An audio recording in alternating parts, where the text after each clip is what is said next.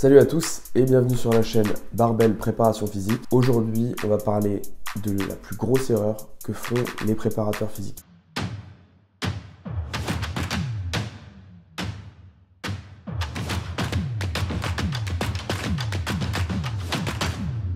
Qu'est-ce que cette vidéo et cette vidéo ont en commun? Ce sont tous des exercices ultra spécifiques, très spécialisés pour une activité et ultra niche. On a vraiment un exercice peu commun.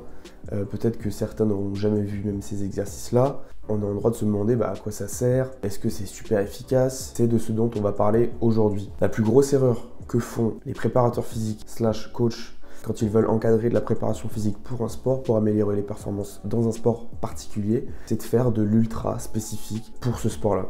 Le spécifique, qu'est-ce que c'est? Ça s'étend sur un spectrum de spécificité. On va du plus général, du plus global, du moins spécifique au plus spécifique. C'est un continuum en fait, on ne peut pas vraiment dire ça c'est spécifique, ça c'est pas spécifique. Tout va être plus ou moins spécifique, mais là ce dont on va parler, c'est des mecs qui poussent à l'extrême cette spécificité et qui veulent faire un truc 100% pour ce sport et qui ne pourrait pas être utile pour les autres sports. Par exemple, dans les vidéos que je vous ai montrées, je pourrais en mettre d'autres pour illustrer. Souvent, on va retrouver des exercices un petit peu particuliers. On va essayer de mettre de la vitesse, de l'explosivité, souvent avec pas beaucoup de charge et un mouvement qui ressemble à l'activité. Ça, c'est très très utilisé, surtout sur les réseaux.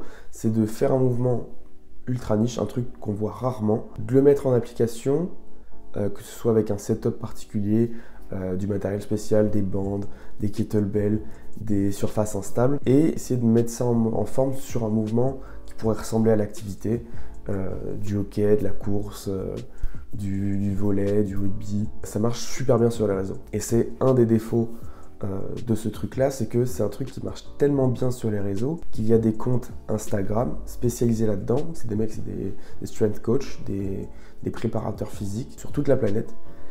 Et il y en a un paquet qui font que des exercices comme ça. Malheureusement, la plupart du temps, ils ne mettent pas en avant les autres trucs qu'ils font.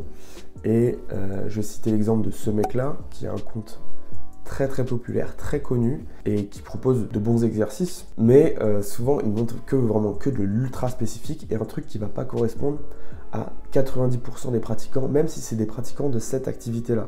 S'il fait un post... je sais pas, sur le rugby par exemple, meilleurs exercices pour la stabilité au rugby ou pour le départ au rugby, même si la plupart du temps ça peut quand même servir dans un cas particulier, c'est pas des exercices qui vont être les plus utiles et qui vont correspondre à la phase de développement du joueur qui voit ce poste-là. Parce que c'est ça la plus grosse erreur sur le travail trop spécifique, c'est qu'il manque une base spécifique, c'est le haut de la pyramide, c'est le 10%, c'est les derniers trucs à gratter pour optimiser un joueur déjà bien développé ou déjà bien performant. Mais souvent, la plupart du temps, il manque cette base. Donc, de la force, il manque de l'hypertrophie. Un joueur qui n'a pas de muscle, c'est bien, mais tu reposes ta base de puissance et de vitesse sur moins de choses que si tu avais juste fait un petit peu de force, un petit peu d'hypertrophie, avant de faire des exercices ultra explosifs, ultra spécifiques, avec plein d'élastiques partout et mise en place un petit peu particulière. Souvent, ces mecs-là, qui mettent sur les réseaux, ils sont pas malhonnêtes la plupart du temps, c'est juste ils montrent ce 10% là et ils disent pas que la plupart du temps en fait ils ont du travail plus fondamental, plus classique, et ça ils choisissent de pas le mettre en avant vu que c'est moins vendeur, ça marche moins bien, mais ça veut pas dire que c'est pas dans leur philosophie. Le mec dont j'ai parlé juste avant, il dit bien en fait le travail très spécifique comme il peut le mettre en avant sur son compte, c'est un complément du travail un peu plus classique, un peu plus traditionnel. Ça va être des mouvements de force typiques, des mouvements d'haltérophilie, du squat, du soulevé de terre, etc. Ça va accompagner ce travail-là. Et c'est pas du tout un travail mauvais, faire du spécifique, d'avoir quelques exercices un peu explosifs qu'on va ajouter sur certains cycles de notre préparation physique. Voilà, pour aider les joueurs sur des mouvements un petit peu plus niches, un peu plus poussés. Ça casse un petit peu la monotonie aussi. Mais en fait, le problème, c'est de faire ce choix de mise en avant qui met dans l'ombre complètement l'autre partie de l'entraînement qui est ultra utile, qui est même beaucoup plus utile. Ça, c'est mon avis personnel. Je trouve ça beaucoup plus utile d'avoir du fondamental quand on a besoin de se développer. Je pense aux jeunes joueurs, je pense aux mecs dans la vingtaine qui ne sont pas encore ultra développés et qui sont dans le rugby depuis pas très longtemps. Ça, c'est des trucs essentiels.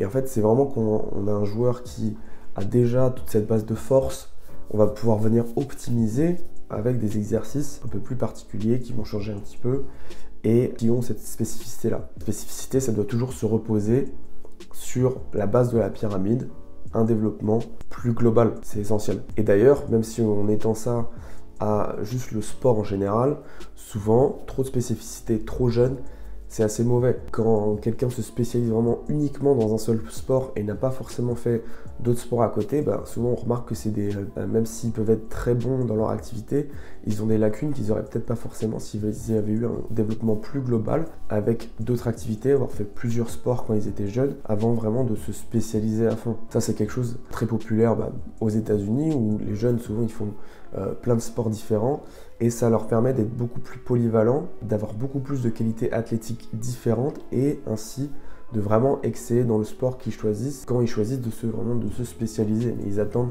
un âge beaucoup plus avancé que, je sais pas, quand tu as 8-6 ans, de faire que du rugby jusqu'à la fin. Tu vois. Si tu veux devenir un meilleur joueur de rugby, vraiment booster tes performances sur le terrain, rejoins le coaching privé Barbell. Je te fais une préparation physique sur mesure. On va ensemble pour te faire une planification adaptée. On booste la qualité physique de ton choix en fonction de ton matériel, du temps que tu as pour t'entraîner et de comment tu veux t'entraîner. Tout est personnalisé de A à Z pour faire de toi un meilleur joueur de rugby sur le terrain. Clique sur le lien en description et rejoins le coaching privé Barbell. Pour conclure, je pense pas que ce soit mauvais de faire du spécifique ou faire des exos un peu niche pour l'explosivité, pour la vitesse, parce que c'est souvent sur ça qu'on les retrouve. Mais je pense qu'il faut d'abord avoir une base et que bien souvent, il ne faut pas se faire avoir. Même si c'est ça qui est vachement mis en avant sur les réseaux, souvent il y a beaucoup de déchets, il y a beaucoup de trucs inutiles, pas applicables, et que sur une vidéo de 5 secondes, en fait on se rend pas forcément compte. C'est un piège dans lequel il faut pas tomber, il faut pas se faire avoir, que vous soyez athlète ou que vous soyez préparateur physique ou coach. Vraiment essayer de tout travailler dans la totalité sur tout le spectrum, ok? Pas juste l'ultra spécifique, aussi le vraiment basique, le très traditionnel, et progressivement augmenter cette spécificité là quand c'est approprié. J'espère que cette vidéo vous aura plu.